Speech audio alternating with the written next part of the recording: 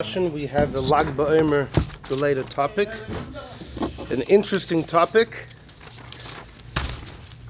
about a certain activity Rabbi Shimon Bar Yochai did in the cave, which according to his very own opinion, he should not have been engaging in. However, before that, I want to make a disclaimer.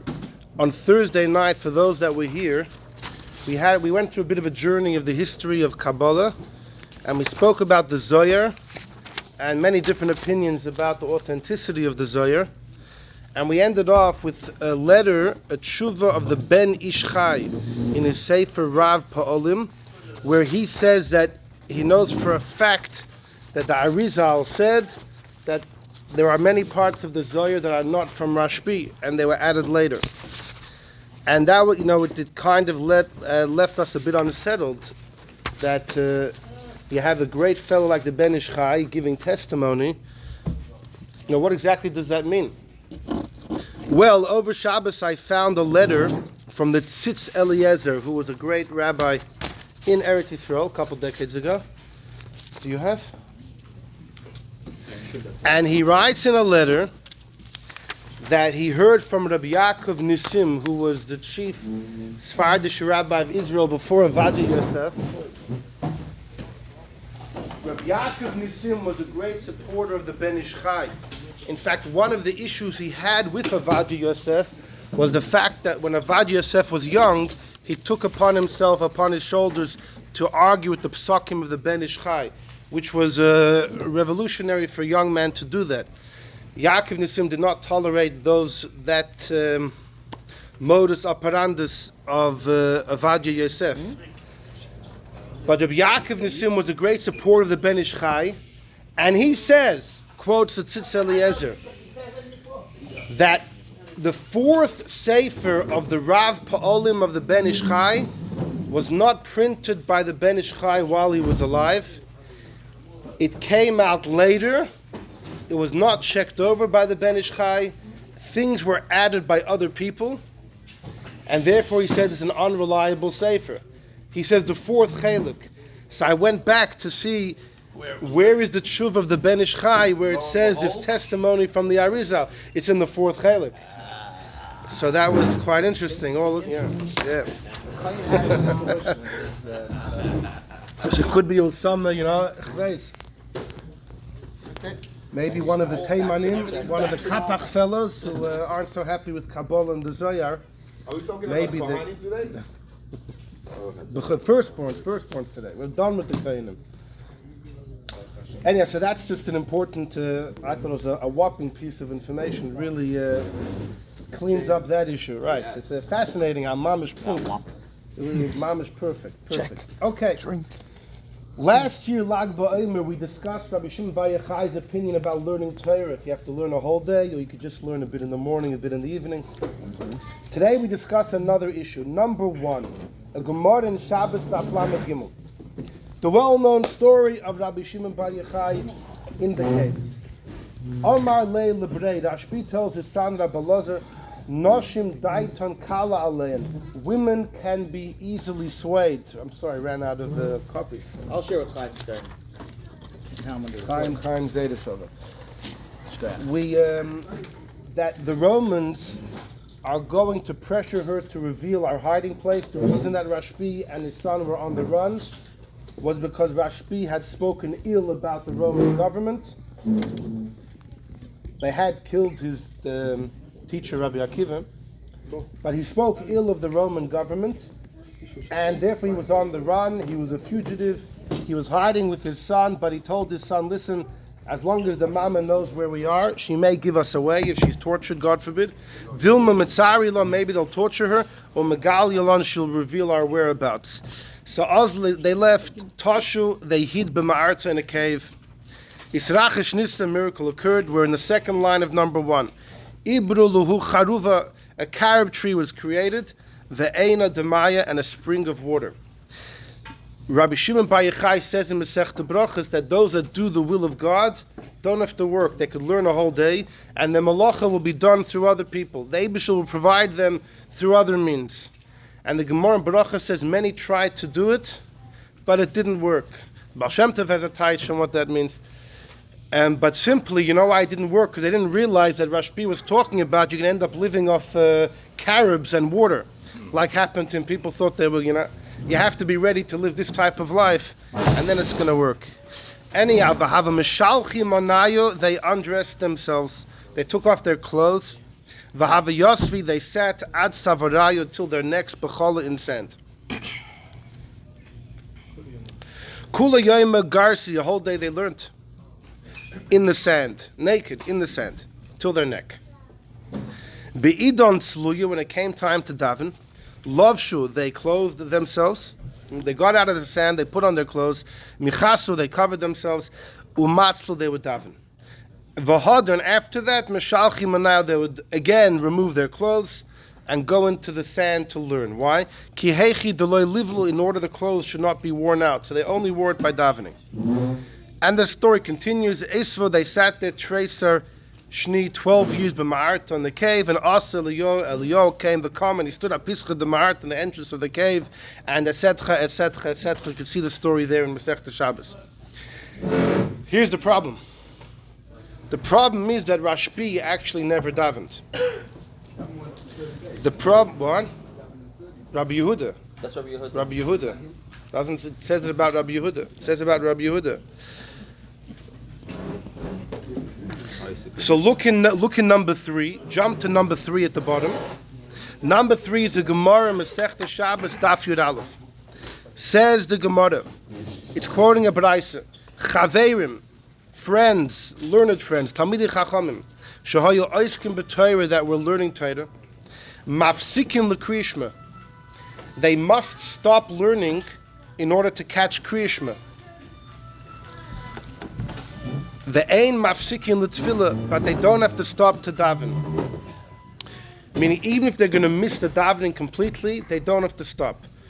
Meaning, not only when dawn comes and the mitzvah of davening begins, but even 4 hours into the day, your chatzos, even when the time is about to elapse, it's not their business. They don't have to daven. It's a clear brisa. Someone that sits and learns doesn't have to daven.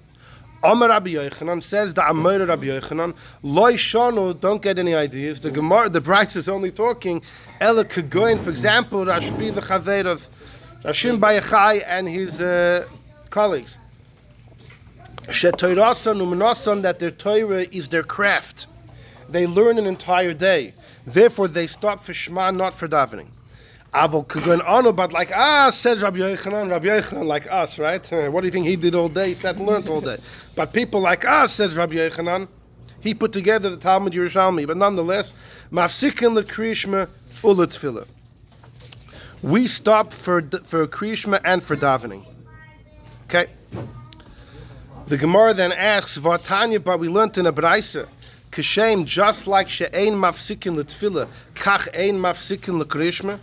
There's a Braisa that says that just like we don't stop to daven, we don't stop for Shema. So who's that talking about? If you like Rabbi Yochanan, you have to stop for both. And even if you like Rashbi, you're only off for Tefillah, you're not off for Shema. Who's the Braisa talking about? Says the Gemara, Ki Tani Ahi, when is that talking about? Be'ibur Shana, when the Chacham get together to decide if the year needs an extra month. The Amar of Ada bar Ava, V'chein Tonu Save de Hagrunya, the elders of Hagrunya also taught Amar Rabbi Elazar bar Tzadok, Kishayinu Oiskin Be'ibur Hashana B'Yavne, after the destruction of the second Beis Hamikdash, when the Chachomim were situated in the city of Yavne, and we would get together to work out if the year needs another month. Lo Yayinu Mafsikim, once we started doing that, we wouldn't stop, not for Kriyishma and not for Tefillah. Okay, and the reason for that is, like, why is it so important to work out the extra month? It's even better than Rashbi, that they're off for Kriyishma.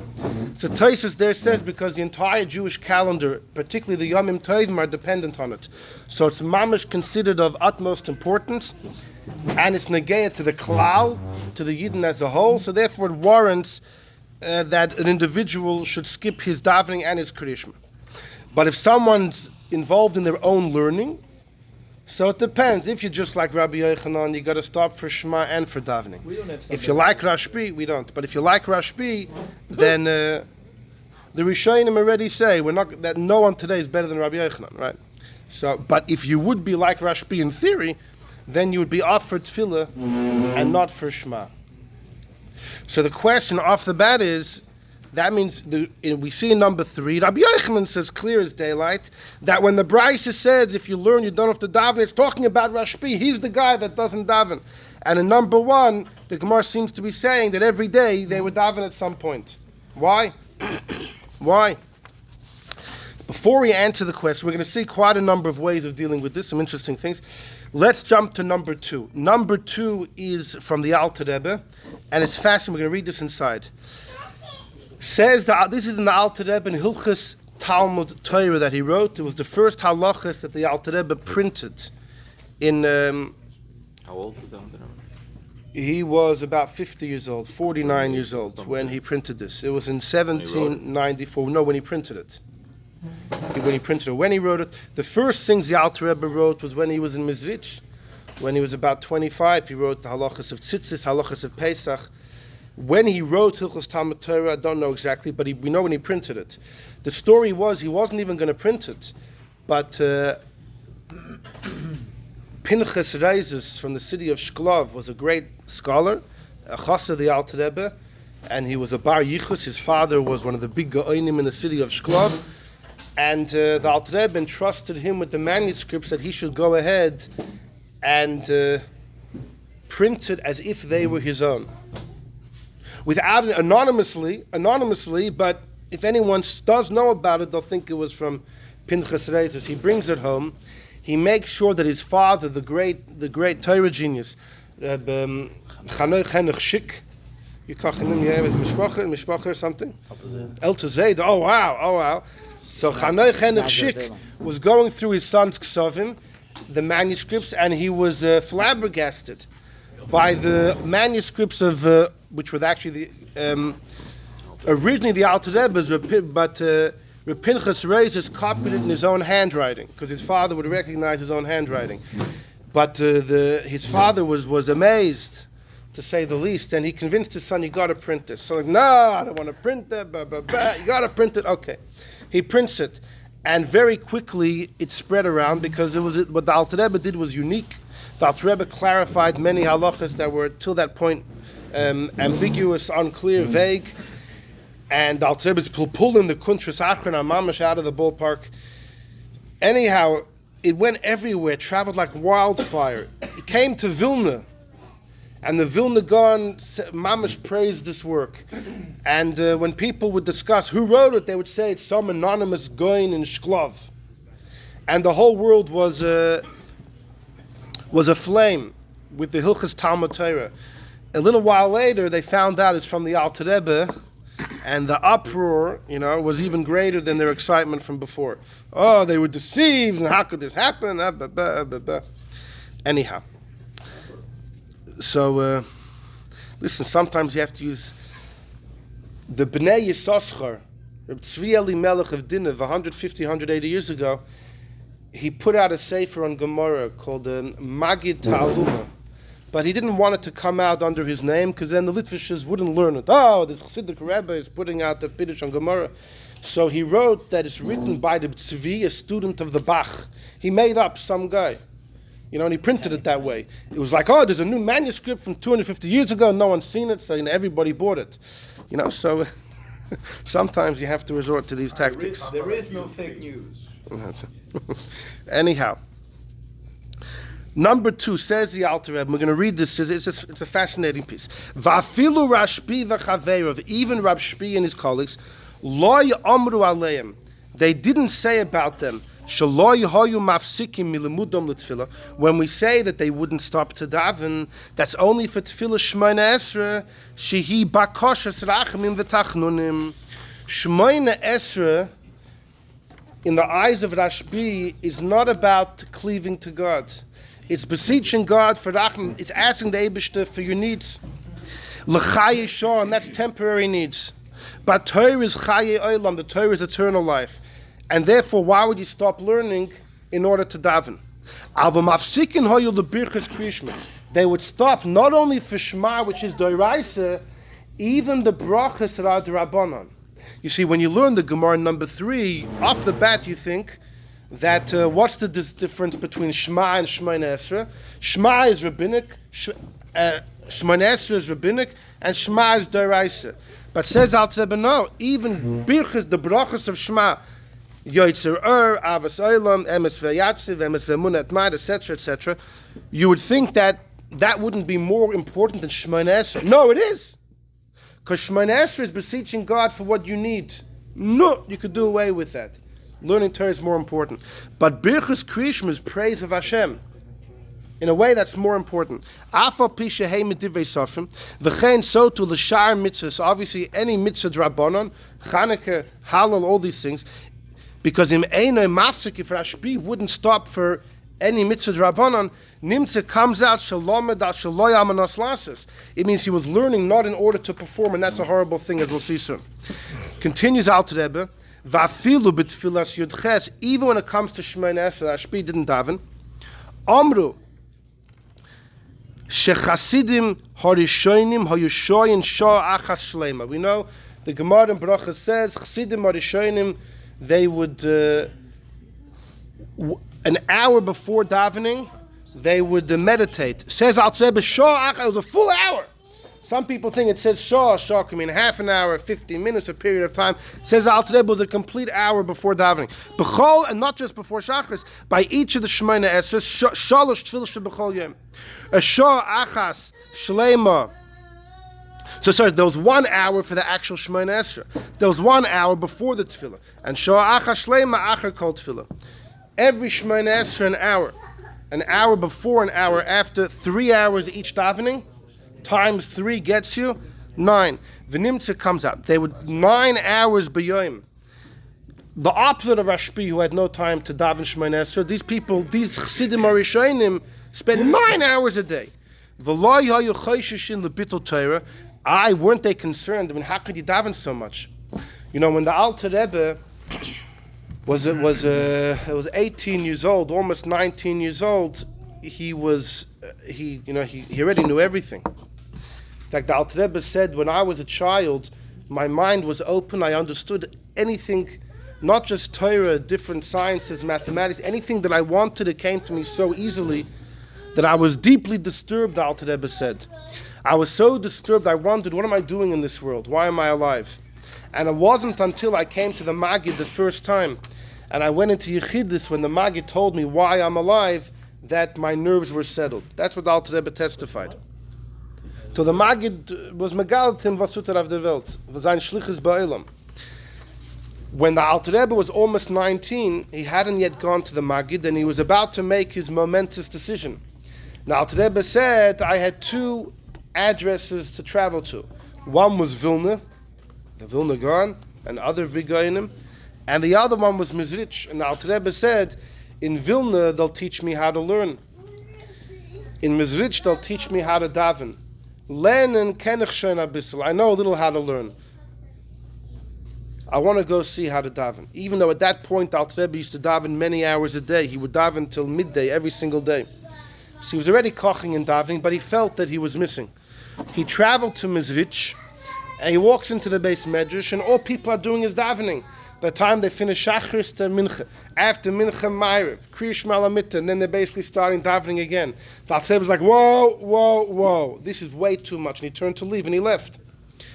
And then he remembered that he left behind his pekel. He went back to get it.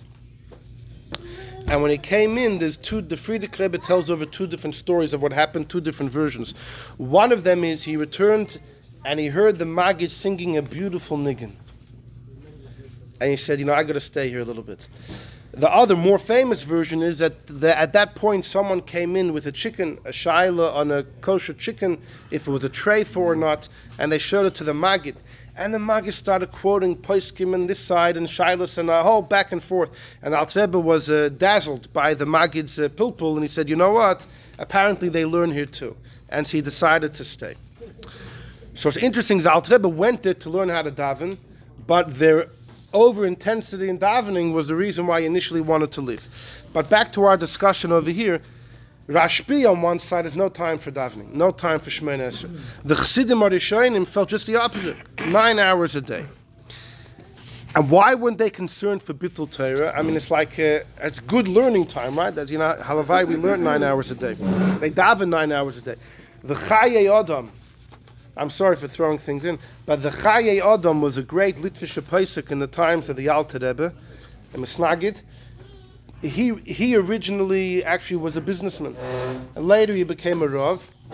And he writes that Nebuch these days, Balabatim, they're learning Kam 3 hours a day. Kam 3 hours a day. Look at the times we live in. He's lamenting on that fact 200 years ago. Anyhow, so Halavai says the Alter Rebbe, Afshe Talmud Torah Keneged Kulam. Talmud Torah is everything. Why weren't they concerned that davening 9 hours a day is precious time taken away from learning? Says the Alter Rebbe, Mipnei, Shoyim Mekashlim Daiton La'adon HaKol. They connected their minds to the Eibishter with fear and with love. Udveikus Amitis, true Dveikus. Ad Shehoyu Magim Lispashtus Hagashmias. They became, it was a certain level of prophecy. They lost awareness of their physical surroundings. And the mitzvah of dveikus amitis, with fear and love, is greater than the mitzvah of Talmud Torah, and it precedes it as it says, Reishis Chochma Yiras Hashem. The beginning of wisdom, the beginning of Torah, is fear of God.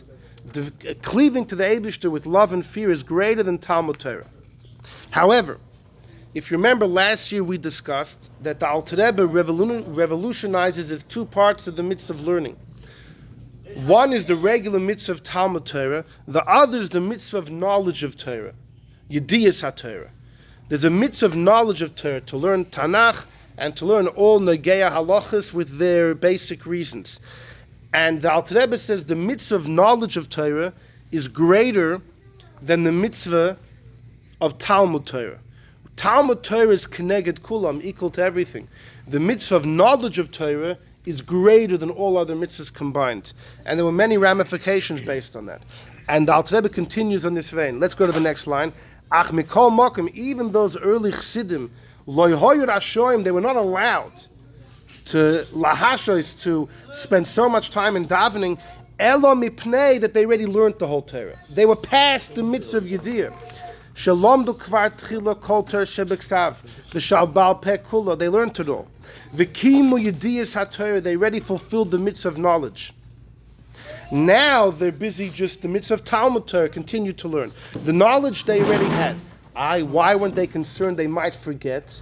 Shemitoich shechasidim heim, because they were pious, their Torah is protected and it wouldn't be forgotten. So therefore, day in, day out, they were only occupied with the lower mitzvah of Talmud Torah. Talmud Torah is taka keneged kulam, equal to all mitzvahs, but not the mitzvah of dveikus to Hashem.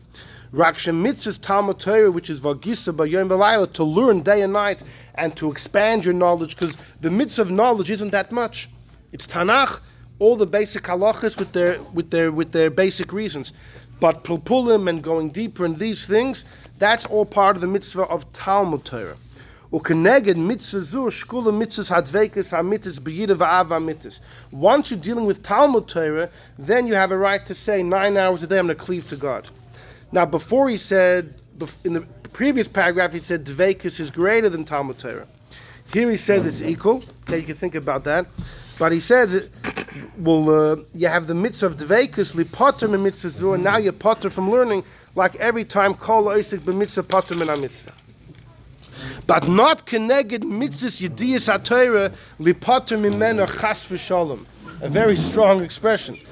The Alter Rebbe said if someone hasn't yet mastered the knowledge of Torah, chas v'sholem, he should spend so many hours a day davening, and therefore losing out the mitzvah. He says chas v'sholem. Well, chas v'sholem. The guy here never just wants to daven 9 hours a day. No, the Alter Rebbe throws in an unexpected word of chas v'sholem. Ki tachlis hayira, because the tachlis, and you know what, I'm not going to read the whole thing inside, but ultimately the Alter Rebbe, as you can read it yourselves, the Alter Rebbe lays it out very simple and straightforward. And that is that if someone's in the midst of mastering the knowledge of Torah, they don't have the right to daven for 9 hours a day, because that's going to hold themselves back from their quest of the knowledge. And Alter Rebbe explains in the next paragraph, why do you want to daven for 9 hours? To cleave to God, to fear the Eibishter, but he wants you to master Torah, so you're doing the right thing at the wrong time. But once someone's past that, he has the knowledge of Torah, now you're just dealing with the mitzvah of Talmud Torah. Again, the Alter Rebbe makes this big revolution that there's two different mitzvahs. Many other people disagree, but to us, the Alter Rebbe is the final word. The Alter Rebbe says once you have the knowledge and you know you're not going to forget, because you're a chassid and you know what you have is going to be kept in your mind forever, and you're only involved in the mitzvah of Talmud Torah, then you can spend as many hours a day cleaving to the Eibusher, because that's just as good, if not better, than Talmud Torah. What's fascinating is, this is the opinion of who? The Chassidim Harshonim, the early Chassidim. What's Rashbi's take on the matter? Forget about davening completely.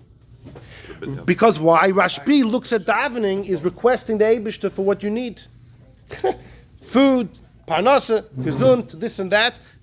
Go sit and learn. It's chayulim, it's eternal life.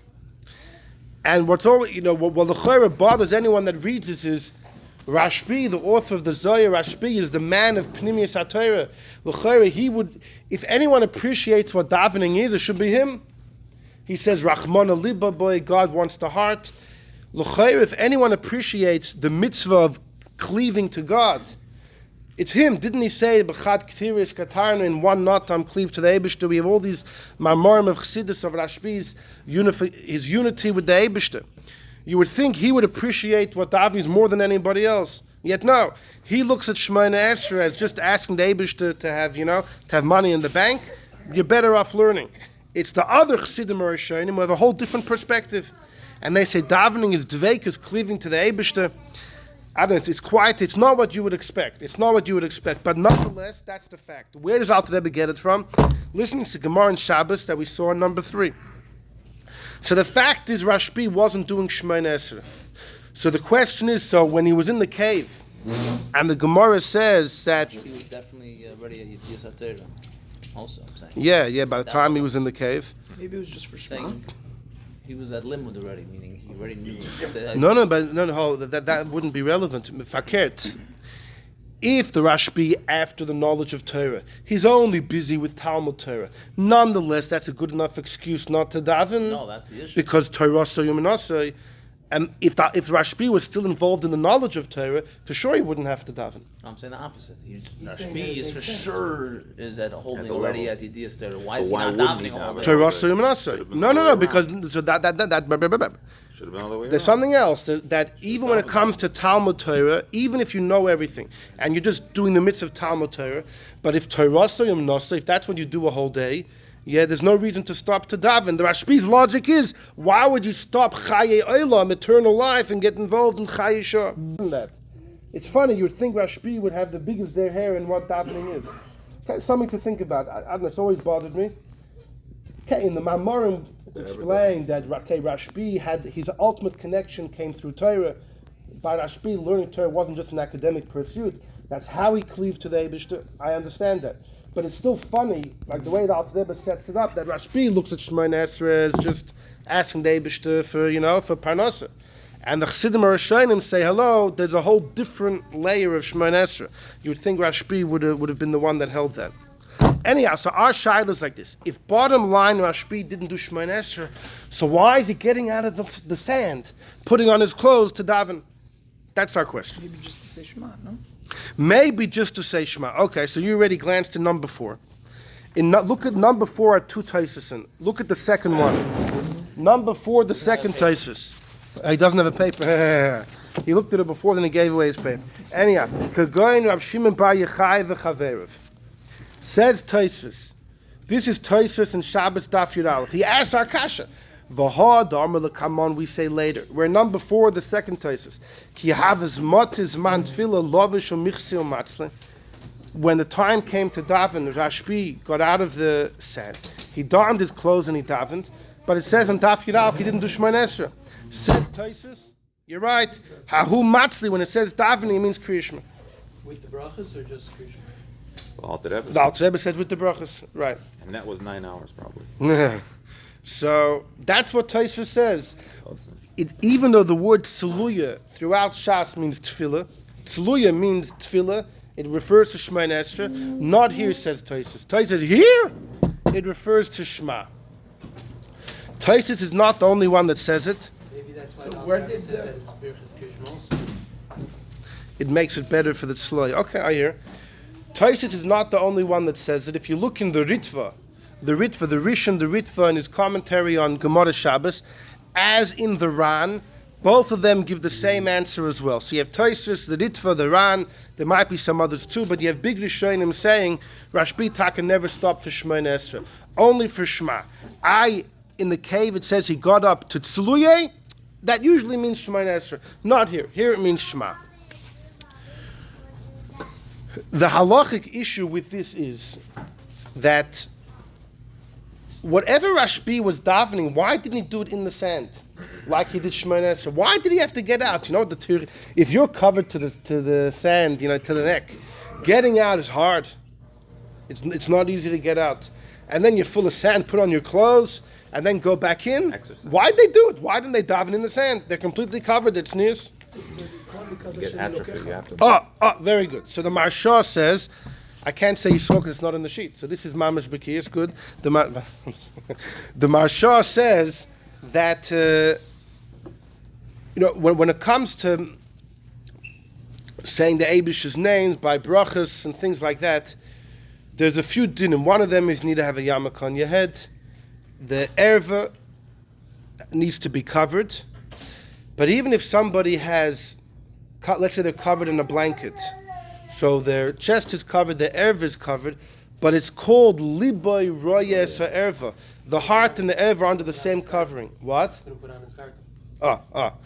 So you need to have something touching your body, which kind of divides between the heart and the erva, in order that there should be a separation. Now that could be done through a pair of pants. What? The sand is good.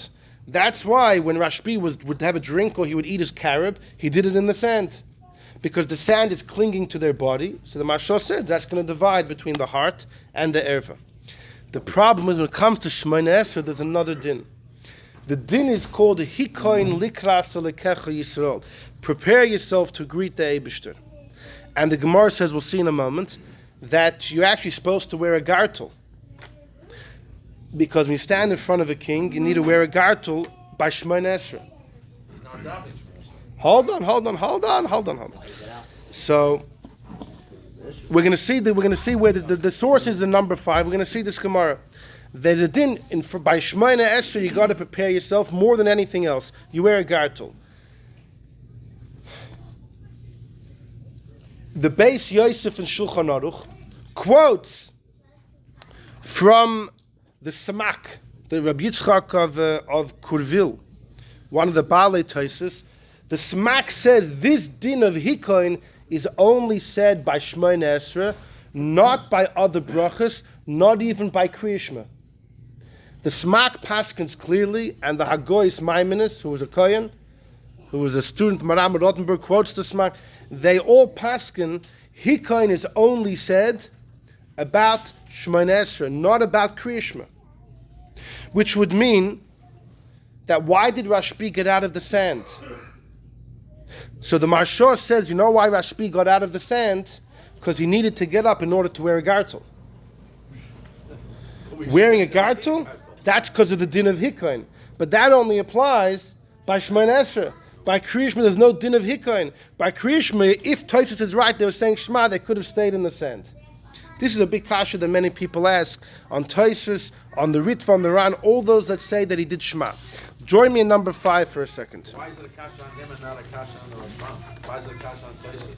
Because the Gemara says Rashbi did Shemona Esrei, it sounds like Tzluya. If it's Shemona Esrei, it makes sense. If you say it's Shemona Esrei, I get why he got out of the sand, he had to put on the gartel. The problem is, he holds you don't have to do Shemona Esrei. So Elamai, it's Kriya Shema. If it's Kriya Shema, he has to say it, but he doesn't have to get out of the sand. This is the issue that we have in the story. Big issue. Look at number 5. Maskif Lord Rav Sheshes. Rav Sheshes has to kasha. This is a Gemara in Shabbos, Daf Yud Amud Aleph. The Gemara there says that if somebody, when the time comes to daven mincha, you shouldn't start eating a meal. But if you did, and you'll have time to daven mincha later, you can continue. Frek Rav Sheshes. Now the Gemara says, what's considered starting the meal? Undoing the belt. Back in the day, before they ate, they would undo the belt because, they're going to load it up. That once you open the belt, the meal has begun. But it's loading up with I mean, their belt was higher. Yeah, you're right. Yeah. Some of us wear around the stomach, some of us can't. But the Gemara says once you open the belt, the meal has begun, and then you could do mincha later. Frek Rav Sheshis, you open the belt, so close the belt. Trichusa lemeser haimene, is it a big tircha to tie up your pants? Put the belt back in. Like why? Oh, you started. I understand if you already have your plate of food in front of you, you're ready. You dip the steak into the sauce. You're not going to make the guy put it down. All they did was open the belt. Let him close the belt. The oid, in addition, daven with the belt open. Leika hachivalitzli, frek Rav Sheshu. So don't close the belt. Just get up, do Shemona Esrei, and then eat. Like, why is opening the belt considered now I'm davening later? Now I'm eating. I'll be finished before Shkia. I'll daven mincha then. All you do is open the belt. So Rav Sheshu has two kashas. A, close the belt. And if it's too much to ask, so just get up and daven with the belt open. Says the Gemara, no. Mishum shenemar hikoin likras alekech Yisrael. When it comes to Shemona Esrei, you got to prepare before God. You need to close the belt. So the Gemara answered the second shaila. The second shaila was daven without the belt. No. You need the gartel. You need to have a belt because that's how you stand in front of God. But what about Rav Shesh's first kasha? Okay, so tell the guy to tie the belt. So the Rishonim say, no. Once we bring the prosuk of hikoin, you have to prepare. Now you understand it's not just the belt. You can't just stand up with Shemona Esrei. No, you gotta prepare yourself. You gotta tuck in your beard. You gotta make yourself look. It's not just the belt. There's much more. So then Rav Sheshes understands. Okay. We're not gonna make you do that once you already kind of started your meal. That's the first thing. By the way, you're wondering why many people don't wear a gartel today. Okay, so the Magen Avraham says, if you wear a belt an entire day, on top of your clothes, then it's only respectful to do that by Shemona Esrei. But if you never wear a gartel, so then you don't have to. So that's the reason why many don't wear it today. Fine. Back to the Gemara. Rava bar Rav Huna, Rava the son of Rav Huna, Rami Puzmiki, he would wear fancy socks, so Matzlin he would daven. Amri said, Hika and Likras, you got to prepare, you got to look presentable. Rava did fakert. Shadi glime, Rava would take off his fancy coat. Upacher yoda, he would put his hands together. Umatzli, he would daven. Amr, he said fakert. When you stand in front of Hashem, you stand subdued. Ka'avda kamem morer, like a servant in front of the master. Amr Ravashi, chazinale, I saw the Rav Kana. Ki ikot sara ba'alma, if there's a tsar in the world, shadi glimi, he would cast off his coat. Upacher yoda, he would clasp his hands. Umatzli, he would daven. Subdued. Amr, he would say, Ka'avda kamem morer, like a servant in front of the master.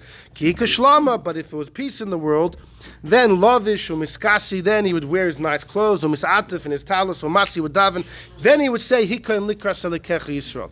Fine, so you see Rav Kana said it depends. Then we have one more story. This is an important story too. Rava chazia Rav Hamnuna. Rava saw Rav Hamnuna. The Kamayrich Bitzloi say that Rav Hamnuna was busy davening. Amar, Rava said, Manichin chaye olam. You're leaving eternal life, which is Torah, and you're oiskin b'chaye shah, and you're busy with Shemona Esrei, which is just asking Hashem for temporary needs, which is mamish the reason that the Alter Rebbe said of Rashbi. That's the reason Rashbi had an issue with davening. But V'husa, Rav Hamnuna held no, Zman tefil l'chud, Zman Torah l'chud. There's a time to learn, there's a time to daven. The Gemara says one more story. Rabbi Yirmiyah have a Yosef kamei de Rab Zeda.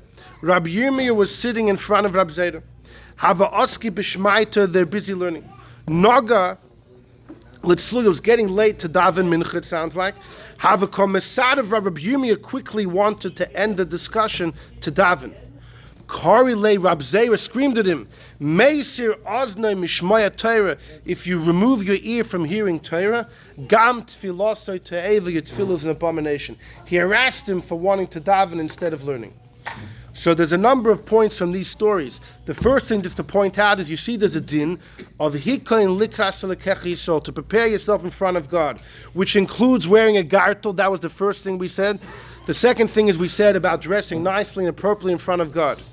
Now, just to repeat the question, the Maharsha says that why did Rashbi get out of the sand?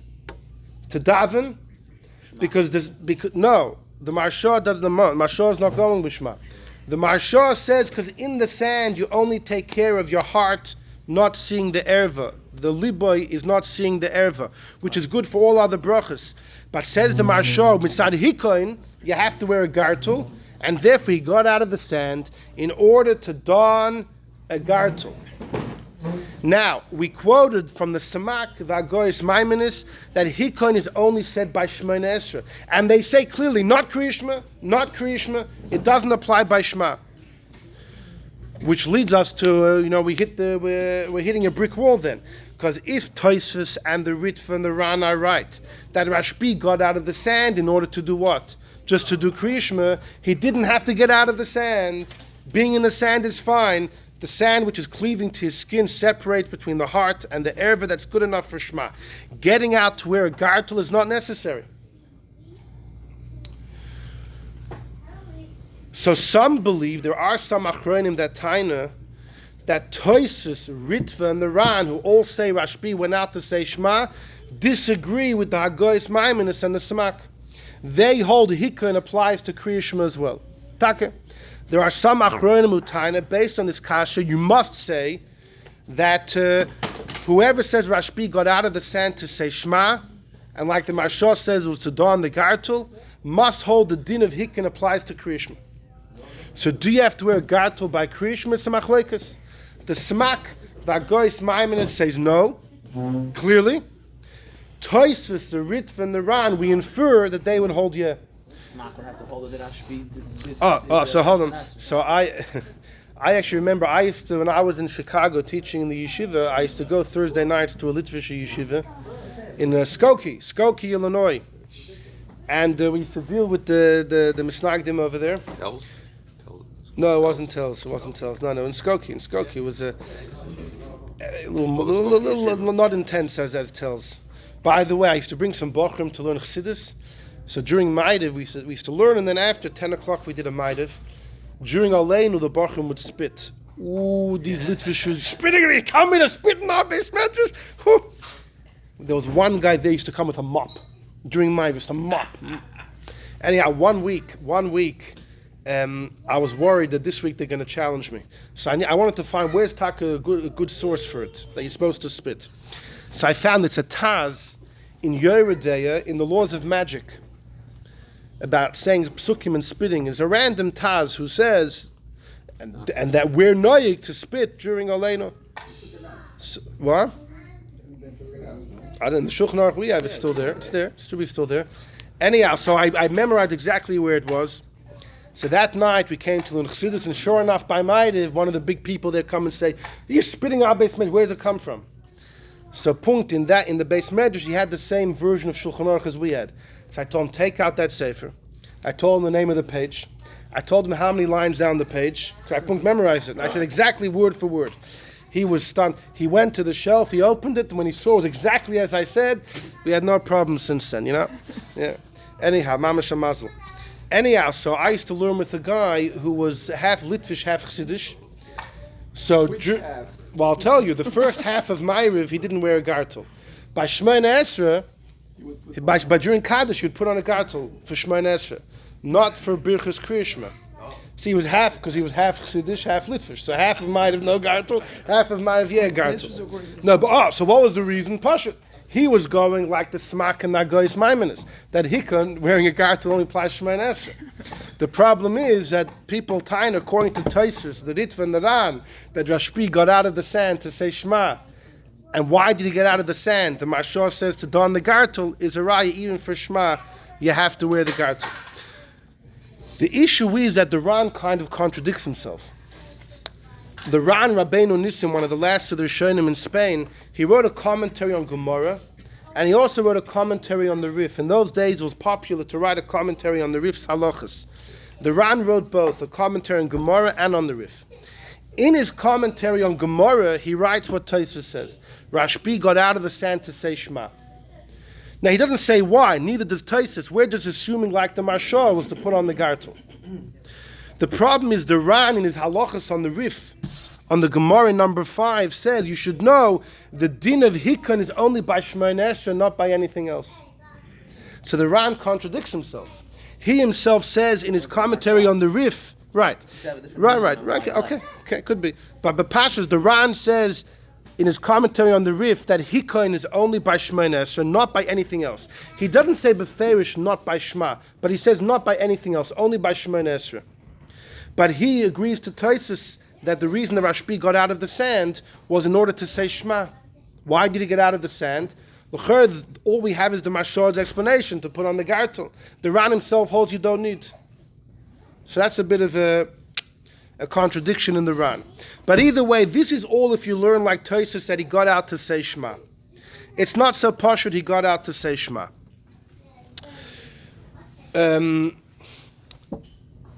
V'chidah, in a number of his Sfarim, deals with this issue of what was Rashbi doing jumping out of the sand to daven. It's funny, when you read the story in Masechta Shabbos, you read it, you don't even realize that the halachic conundrum from that one word, halachic conundrum.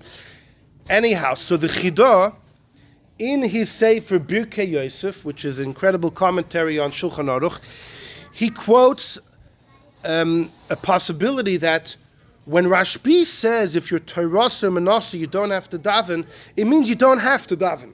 You could if you want. It means you're potter. Kriya Shema you have to say. Tefillah you don't have to. You have a choice. It's a very, we'll see it's not true though. But l'chayra, you have a choice. In other words, when you go back to number 3, when Rashbi said you're mafsikin from learning to say Shema, but you're not mafsik for tefillah, it doesn't mean you're not allowed to be mafsik. It means you don't have to, but you have the right to do it. You have the right to do it. That's what the Chidah offers. And he quotes some other people in the Sefer Birkei Yosef. The Church sounds like a very simple, straightforward answer, and it sounds like the truth. Here's the issue, though. If you noticed in number 5, we saw one of the stories. In fact, the last story was a story of Rabbi Yirmiyah and Rabbi Zera. The story was they were learning together, and then the sun was about to drop. So Rabbi Yirmiyah finished up the discussion, and he davened. And Rabbi Zera gave him over the head. Why did Rabbi Zera give Rabbi Yirmiyah over the head? All he wanted to do was daven. Look in Taisus number 4. Number 4, there's 2 of them. We saw the second, now go to the first. Kagoin anu mafsikim ben kriyishma ben l'tfilah.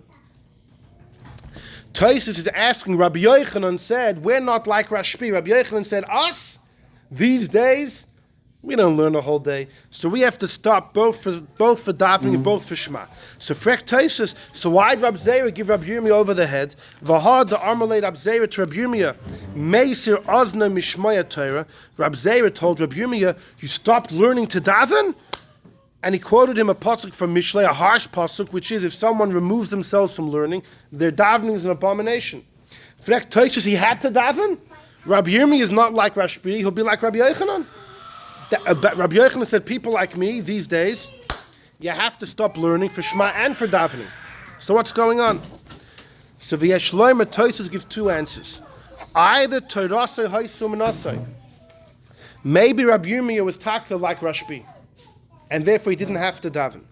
The second answer, says Taisus, is really Torasei was not Menasei, and therefore he had to daven. But the sun wasn't about to dip. He had an hour left. It wasn't the last moment. So Rabbi Zera is like, why are you finishing learning? Let's continue and you'll still make it for Shemona Esrei. But what's Taisus' first answer? That Rabbi Yirmiyah was taka Torasei Menasei, and therefore he didn't have to daven. Yeah, but he's allowed to daven if he wants. Why did Rabbi Zera curse him out? Must be that if Torasei Menasei you have no business davening. You have no business davening. So that would slug up the answer that the Chidah offered. You see clearly from Taisus, and Taisus is proving it from the story of Yirmiyah Rabbi Zera, that if someone's Torasei Menasei, not only you're potter from davening, it's inappropriate. You shouldn't be davening. In fact, if you notice in number 4, the 2 Taisusin are going on the Gemara of number 3, but they're out of order. Reb Zerb's not like Reb Yochanan. So how? No, but Reb Hold on, Yirmiyah. assuming No, that no, he's no, like Reb Shimon Bar Yochai. No, Taisus' first answer is that he was. Okay, but how could he be? How could that be an answer if Reb Yochanan said there isn't then? He didn't say there isn't anybody. He said not like us. That's a different question. That doesn't matter. What's relevant to us is Taisus says if he would be Tarosim Nasi, he has no business davening. If you notice, the two Taisus in number 4, which are going on the Gemara of number 3, are out of order. Taisus is out of order. The Dibra Maschels, Taisus deals with the first issue. Second, what's going on? Shimon is first in the Gemara. Right, exactly. In the Gemara, first it mentions Rashbi. Taisus is dealing with the issues out of order. So, the Maharsha had a son-in-law. The Maharsha had a son-in-law by the name of Reb Moshe, who was actually an Einokul of the Ramah, and he wrote a commentary on Gemara known as the Madura Basra, the second version, the Madura Basra. So he asked this question, and he says the following. He says, you know why Taisus had to flip it? Because if Taisus would first if Taisus would first deal with his second issue about Rashbi, right? What's Taisus' question? Why do we say later Rashbi got out of the sand to daven? Here we say you don't daven. Taisus would have simply answered, you can daven if you want. So Taisus therefore had to first establish that no. If Tarosim Nasa, you're not allowed to daven. And that bolsters his kasha that why was Rashbi getting out of the sand? That's why Taisus flipped it. Because if Taisus would have just dealt with Rashbi right away, there's no kasha off the cuff. Here he says you don't have to daven. You don't have to, but he did. He did. But Taisus therefore first proves that if Tarosim Nasa, you have no business davening. So then why did Rashbi get out of the sand? That's what he says. Saying the Chida's answer would have been the answer. Exactly. And he's not the only one, the Maharam as well, the Maharam of Lublin. Rab Meir of Lublin, he passes away in 1616. He wrote a beautiful commentary on the Gemara. So clear, mamish, an unbelievably clear commentary on Gemara, on Tosfos. He did a big favor to us. And it's funny, when you learn his Sefer, you get a feeling of how patient he must have been. He elaborates, makes sure you get everything so clear. He flushes out every detail. He often quotes his students. He said, the Bachrim asked me, and this is what I responded. He seemed to be a very patient Rosh Yeshiva. In his own personal life, there was... he's known as the Maharam of Lublin, Rab Meir of Lublin. He actually didn't, he had a much bigger career being a rabbi in Lvov. Unfortunately, that came to a drastic end, because it was in the early 1600s, there was a major controversy about a certain get, called the Get of Vienna, where there was a husband, a young man who was very ill. And the doctors were concerned he might pass. There was no kids, so then his wife will have to do chalitza with the brother. They just wanted him to divorce. But the husband's like, what if I get better? I don't want to divorce. So he gave the get, but he made a condition with his wife, and that is that if he recovers, if he dies, she's divorced. But if he recovers, then he has first rights to remarry her. He gave the get, and Baruch Hashem, he recovered. But the wife's family already said she's marrying somebody else. So he tied it, what do you mean? This was a condition. Now, if you're not going to fulfill the condition of letting me remarry her, then the get's not a get. So he went to the Madam of Lublin, who vehemently paskened that the get is void. The Levush, Mordechai Yaf at the time, also paskened like the Maharam. But guess who was on the other side? The Maharsha. The Maharsha was alive then. He paskened against the Maharam. The Bach, the Rav of Krakow, paskened against. They believed the get was good. And the big rabbi in Lvov, the Sameh, the Seifim Iris Enaim, Rabbi Yeshua Falk Katz. Also, he was actually probably the biggest voice because he actually had given the get lechatchila. And he said, no, the get's on, the get's on. So here, this is a little bit different than the get of Cleves. By the get of Cleves, you had the Frankfurt Bezdin and everybody else attacking.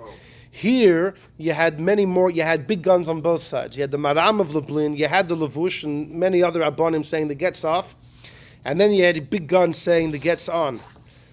And in Lvov, you had the Maram in Lvov, and the Sameh, at the same time, the Smeh is saying the get was good, I made the get's good. And the Maram said, no, the get's no good. And there's many letters of the Maram in his Chuvas about the get. There was a big meeting then of the Vad Arba Arotzes, the Council of the Four Lands, which was a very powerful Jewish organization or authority in those days. The four different lands. Poland, Lithuania, 4 lands over there. However you divided it. And they used to get together at the big Yurids, at the big markets. In fact, the Marsha sometimes writes in the Gemara that I have nothing to say, or I didn't learn this with the Bachrim because I was busy in the Yurid, I was in the market. Now, he wasn't doing business. He had to travel to be at these meetings.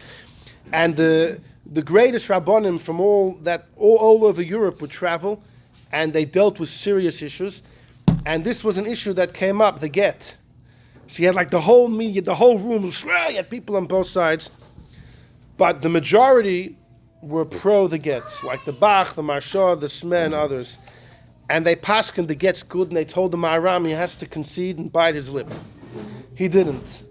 He continued to fight that the get's not a get, and they're still married, etc., until he was thrown out of the city of Lvov. And he went to Lublin, and he lived his last couple of years in Lublin. He's known as the Maharam of Lublin, but he spent many more years in Lvov, but we don't want to attach him to that city because he was thrown out. Anyhow, just interesting because when you learn his commentary, he seemed like such a patient and understanding man. And when it came to this story, he was iron.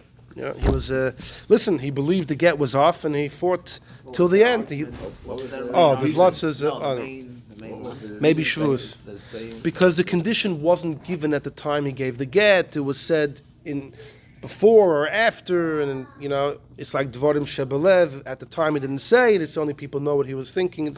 It's a complicated. The Maram has many letters about it. What? People give a get with a condition. No, Okay, it's already. I understand, but a condition that Give it any halachically, give any condition. Okay, this is already from Rabbeinu Tam's times. We never make with conditions, but as far as the Gemara is concerned, this is a condition that can only come true later. So if she got married between that time, how could she get married? If I get better, then What the if he get stayed is sick for a year and she got married? Yeah, and she got married during that year. you would have to go to the exact details. He says a condition that I'm divorcing you. I'll deny that if I get better, not that it won't be a get. If I get better, I'll have first dibs to remarrying you. You're right. If she got married in the interim and therefore he doesn't have that opportunity later, it could be the get's off. You're right. The problem is he didn't say the condition when he gave the get. That's really where all the issues come up. All right. Oh, well, but okay. Anyhow. So Like once we get married, he never can marry her anymore. no, but if the get was retroactively not a get, then her marriage wasn't marriage. She lived with another man while she was married. Okay, so we have the story ready of David and Michal. According to some, if the woman lived with another man, halachically because she believed she was allowed to, in certain cases she's considered a shoygig. If a woman comes home, she spends a night with a man who she thought was her husband, it's a clear halacha, she's still mutter, because she's a shoygig. She's a shoygig. There's a big debate if 2 Eidim tell a woman that her husband died, 2 Eidim, and then she marries another man, and then her husband comes back, can she go back to her original husband, or she's considered an adulterer? But most believe if 2 Eidim said her husband died, so what do you want from her? She did everything she could. Although some are machmir over there. Anyhow, let's stick to the topic. So the Chidah's answer that you could daven if you want, the Marsha's son-in-law and the Maharam, both of them say the same thing, that from the story of Rabbi Yirmiyah and Rabbi Zera, you see, not like that. Rabbi Yirmiyah may have been Torasa and Rabbi Zera gave him over the head. What are you doing davening? You have no business davening. So then the question returns, what's Rashbi doing? So, Although according to places, it seems the story is not so ironclad. And what about all the facts? So can you rely on that story to slug up the Chidah? Tosfos is saying we don't know at the time. There's issues going on with the story. Right, Use that but story you to see from absolutely Tosfos' first answer that he disagrees. Yeah. So that's it. That's a problem. Now, the Chidah has another sefer called the Pesach Einayim. The Pesach Einayim on Gemara, and in it he quotes another answer. He says, when we say Rashbi didn't have to daven, it's only mincha. Shachris and Mariv he had to. Why? Because once you stop learning for Shema, then you already have to continue and say Shemona Esrei. Once you stop for Shema, you have to say Shemona Esrei. That's what the Chidah quotes. This is also said by a number of people, which is strange that in number 3, when it says Rashbi didn't have to daven, only means mincha.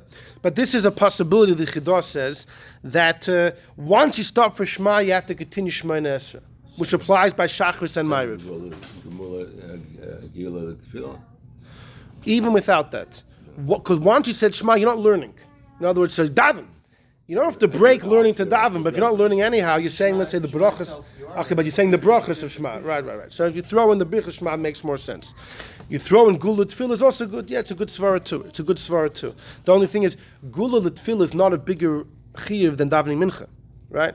So if you didn't have to daven mincha, you wouldn't think you would have to be semech Gula Tefillah. Anyhow, so that's the possible answer. The Magen, what? That once you stop for Shema, you got to say Shemona Esrei. Because you're not learning then. You can't break learning for Shemona Esrei, but if you're not learning anyhow, you're saying Emes v'Yatziv. That's what he was doing. Yeah, it was Shachris HaMariv, not Mincha. A very simple answer. It's if you look in the Magen Avraham, in his commentary in Shulchan Aruch, it's not on the sheet, in Siman Kuf Vav, the Magen Avraham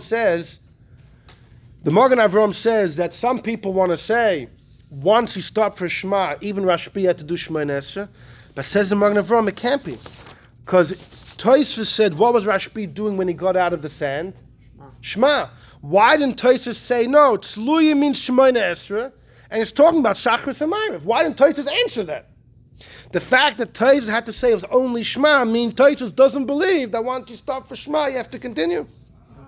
So the Magen Avraham, again, is using Tosfos to upschlag the Chidah and those that want to say that. Why can't Tosfos be focusing on what he was doing? He stopped for Shema. He had to do Shemona Esrei then? Fine. No, because... I'm sorry. Look at number 4. No, hold on. Look at number 4. Look at number 4. It's a 3-line Tosfos. Look at the last line. Umatzli hainu kriyishma. Davening is Shema. No! If Tosfos holds, once you do Shema, you have to do Shemona Esrei, then leave the word matzli as Shemona Esrei. Why is Tosfos redefining the word matzli always means Shemona Esrei? Here he defines it as Shema. Who's asking him to do that? Say it means Shemona Esrei. Because in this case, that's what it was. So you know, you might like this. There's a sefer called Loshen HaZohav. He was a great mensch 200 years ago. He says, Fakir, that's exactly what Tosfos means. He says, the Loshen HaZohav says, when Tosfos says matzli hainu kriyishma, Tosfos means matzli means Shemona Esrei. Through Kriyishma, you had to do Shemona Esrei. That's how he learns. Why do you have to say Because he says, to me, so listen, I'm nothing compared to him, but matzli hainu kriyishma seems Tosfos is redefining the word Tzluya here as Shema. According to the Lashon HaZohav, Tosfos is not redefining anything. Tzluya Shemona Esrei. How did he get to Shemona Esrei? Because Shachris and Ma'ariv, you say Shema. Listen, you see from the Magen Avraham, not like the Lashon HaZohav. He understood Tosfos that it's Shema and that's it. And therefore he upschlags that answer of the Chidah as well. According to Alter Rebbe, it seems straightforward. It's just Jefferson. Right, exactly. Yeah, the Alter Rebbe for sure disagrees with this. the Magen Avraham? No, he's with the Magen Avraham. That Rashbi only stopped for Shema and that's it. The Magen Avraham says, once you stop for Shema, you don't say Shemona Esrei. That was the Chidah. Just Shema. Right. So, And the Alter Rebbe says also, we saw number 2. The Alter Rebbe says, Rashbi only stopped for Birchas Kriyishma. He wouldn't continue. Stopped for Birchas Kriyishma. It doesn't mean he didn't continue on. No, it does mean. It does mean. He said, But meaning, why can't you say halachically he only stopped for Birchas Kriyishma? because no. Issue. No, That's he what wrote what he wrote. This is the Alter Rebbe in a halachic sefer. But the That's fact why that he has to- continued on in stretching it Shemona all the way. Esrei. Why can't Because the Alter Rebbe, consistent with the Alter Rebbe? look at the words of the Alter Rebbe at the beginning of number 2. You know, he stopped for Kriyishma, Shachris, and evening. That's what we're stopping for. And he The says, whole but not for story tefillah. of He the says rabbi not for. yelling at the other rabbi, He "Don't says stop." not for He's tefillah. saying All right. Okay, fine. You're saying Alter Rebbe says. You have to be intellectually honest over here. Look at the beginning of number No, 2. and he didn't stop for Shemona. Anyhow. Stop. He wants to defend the Chidah because the Chidah may have been a kohen, right? Maybe Azulai might stand for Isha, Zoyne, V'chalola. Zahav guy? I know you The don't know. Tosfos, who's the What? Zahav guy? His theory? Who? The Zahav guy? Who is he? The guy Oh, the that Lashon said has a that Lashon Hazov. The Lashon maybe also Hazov. ties He was a off whatever chiddush like of the that. Lashon He Hazov. would maybe also tie He was a off whatever. chiddush. Are you saying He was a that big. he He only was. stopped for the Birchas Krishma and not Krishma? No, and No, not Shemain Esra, not Shemain Esra. No, yeah, for sure. Yeah. Krishma is Dairaisa. Yeah. Anyhow, so we've knocked on. Okay, let's finish up. We're ordering the court over here. but it's nice. But it's a nice. By the way, I got a shiloh from a lawyer the other day. That what? I got a shiloh from a lawyer the other day. He says the client accidentally overpaid him big time. He wanted to know if he's morally obligated to tell his partner. Mendy never had this. Not even give it back. Not even give it back to talk to his partner. It's a joke. Right. It's a good joke. Anyway, I thought it was a good joke. I don't Anyhow. have the problem. They don't Anyhow. pay me to pay my partner. Okay, guys, let's finish. So far, the Chidah offered two options, and both of them, made sense, were possible. But we see that the first option that Rashbi could daven if he wants. We saw the Ma'aram, Mashah's son-in-law, slug that up from Taisvus.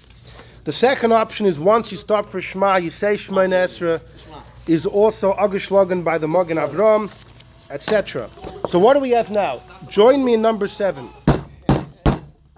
In number 7, we have the Noida B'Yehuda, the Tzlach. We mentioned the story yesterday, absolutely amazing.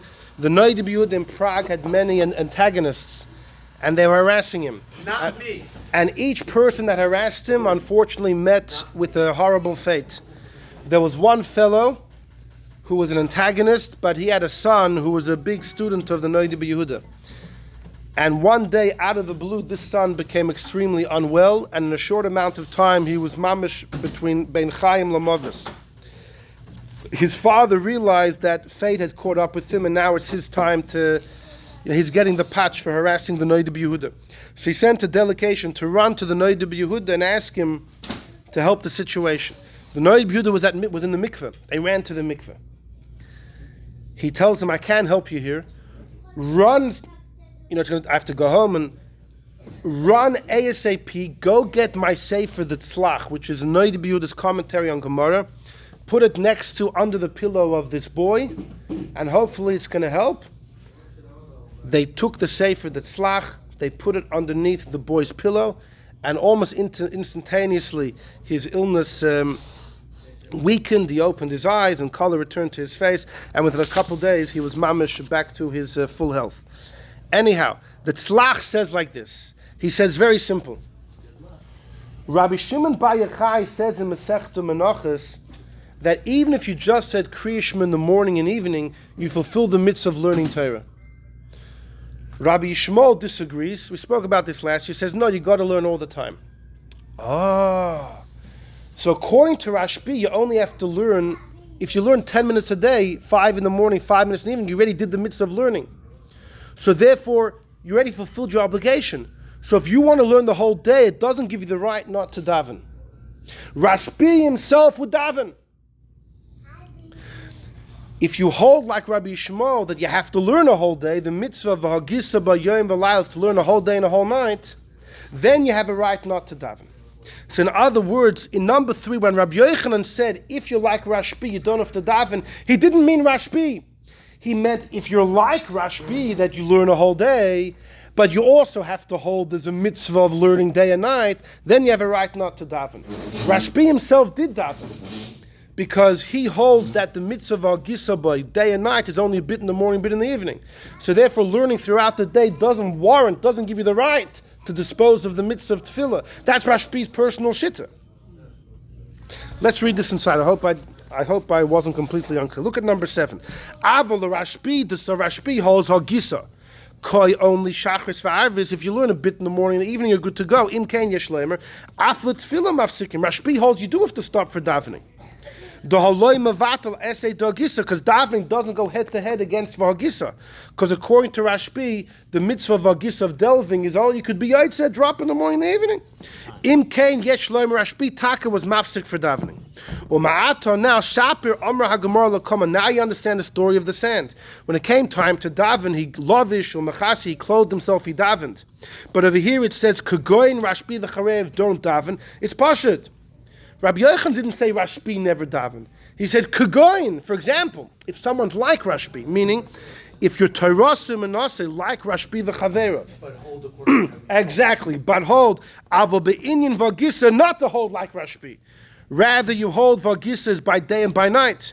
Those people stop for Shema, which is biblical, but not for davening, which is Rabbanan. And now Taisa's question is answered v'duk. So according to the Noida B'Yehuda, we got the whole story wrong. Rashbi himself, of course, he davened. And that's why he got out of the sand to daven. It's very simple. It's only what Rabbi Yochanan meant in number 3 was if you're like Rashbi, that you learn an entire day, but you also hold that the chiyuv is to learn day and night, which is not like Rashbi, then you have an excuse not to daven. Rashbi himself did. That's what the Noida B'Yehuda says. The Alter Rebbe clearly disagrees. Look at the beginning of number 2. Afilu Rashbi v'chaveirav. It sounds, the Alter Rebbe doesn't say Kagoyin Rashbi. It sounds like the Alter Rebbe is learning Rashbi Mamish didn't stop to daven. Right? It sounds like he... Exactly, he's talking about them themselves. He doesn't say, he leaves out the word kagoyin. So apparently he argues on this nuance that the Noida B'Yehuda... which did not. Exactly. He's talking about them themselves. Right. So the Alter Rebbe, this answer would not work. Our last thing is number 8. Number 8 is like this. When it comes to the mitzvah of davening, is it a biblical mitzvah to daven? Just one question here. By even Kagoyin Rashbi Taisus, it's like saying ki hava mati, that it's talking like about someone, about this. No, that's the story. No. That's the story of the sand. So why did he come out? According to Taisus? No, why did he come out only for Shema? According to Taisus? According to the Noida B'Yehuda? Yeah. Well, Shema Nesra. But it says only Shema. That's Taisus. He's arguing on Taisus. Yeah, he's arguing on Taisus. Now, when it comes to davening, is davening a biblical mitzvah or a rabbinic mitzvah? That's what he says, a miyush of kushya sateshet. So, there's a well-known debate between the Rambam and the Ramban. The Rambam holds, we're done in 60 seconds. The Rambam holds that there's a mitzvah minat Torah to daven once a day. Whenever. What do you say? Whatever you want. How do you say it? However you like. It's once a day. It's not bound by time. Women are chayiv in it. The Chachamim later said 3 tefillas a day, specific times. You got to say this nusach. But the ikar of davening is a biblical mitzvah. The Ramban disagrees. The Ramban says davening is rabbinic. It's d'Rabbanan. The Alter Rebbe in Shulchan Aruch and the Magen Avraham say the main opinion is the Ramban. It's only d'Rabbanan. However, the Sefer HaChinuch, who is, if it was written by the Ra'ar of Aaron Halevi of Barcelona, which we assume it is, and he's a student of the Ramban, he says the following. It's in Parshas Eikev, on the pasuk V'avadetem es Hashem Elokeichem v'oiver al zeh. If someone does not daven, and a 24-hour period passes, below tefillah klal, bitul asei zeh kedas. According to the Rambam, you have just violated a mitzvah minat Torah of davening. Umishet tzarlo, if somebody is oppressed, v'loi karal Hashem, didn't daven to Hashem to save him, bitul esei zeh kedas Ramban zal. Oh, what does he mean? The Ramban, in his commentary to the Rambam, the Ramban says davening is rabbinic. It could be, says the Ramban, if you mamish have a hardship, then it's biblical. The truth is the Ramban's conclusion is not like that. The Ramban's conclusion, it seems quite clearly that there's never a mitzvah d'oraisa to daven, but his student, the Chinuch, says no. The Chinuch holds that the Ramban's conclusion is if you have a tzara, then you biblically have to daven. Because if someone doesn't daven, it's like you're removing the Eibishter from your life. Fine. Based on this chinuch, many want to answer, it's very simple. Why did Rashbi stop for Shema? Which is, everyone agrees, right? Number 3, Rashbi stopped for Shema. Because the mitzvah minat Torah. Davening is the Rabbanon. Right? And even though other D'Rabbanans he would do, but davening, which is D'Rabbanan, plus it's only asking Hashem for your needs, so he was, there's reason to do away with it, so to speak, when you're busy learning a whole day. But if davening would be biblical, of course he would have to stop. So the Rashbi holds like the Rambam that once a day you got to daven biblically. Or he holds like the Ramban according to the Chinuch that when you feel it's a time of, you mamish need something specific, it's a time of distress, you have a biblical mitzvah to daven. And that's what the Gemara is talking about. That's what the Gemara is talking about. In fact, if you look in number 1, the version of the Gemara is, it says, Be'idon Tzluye, the time of davening. What does Be'idon Tzluye mean? The need. Be'idon means the time, but what does the time mean? Does it mean when Shachris came every day? It could be Be'ez Tzara. This whole meeting was at Tzara. Right, exactly. His whole being there was at Tzara, right? So, according to the Chinuch's understanding of the Ramban, whenever he felt at Tzara, he would biblically have to daven. Or if the Rashbi holds like the Rambam, then once every 24 hours he would have to daven. So that would be another approach. Okay, so just to wrap it up, we had... Yeah. Okay, but just to wrap it up. So one answer was that he was just saying Shema, the simple reading of Taisus, the writ from the Ran, just saying Shema. The big issue of that is, why did he come out of the sand? Who needs a gartel for Shema? We had a big issue about that. Another answer was the Chidah, that he didn't have to, but he was allowed to daven. But we saw the Ma'aram and the Marshah's son-in-law knock that off. Another answer is, once he stops for Shema, he has to continue and do Shema Esrei. It's only Mincha is off the hook. But we saw the Magen Avraham throws that out too. Another possibility is the Noida B'Yehuda, that Rashbi personally did have to daven, because he holds you don't have to learn a whole day. We said the Alter Rebbe disagrees with that. And then we have the final answer, which might be the simplest answer, is that he holds like the Rambam, that once every 24 hours you have to daven biblically, and then it's equal to Shema. Even if he holds like the Ramban, but the Chinuch says according to the Ramban, when it's a time of Tzara, he also biblically has to daven, and that's when he would get out of the sand. Okay, Shukayach. Thank you.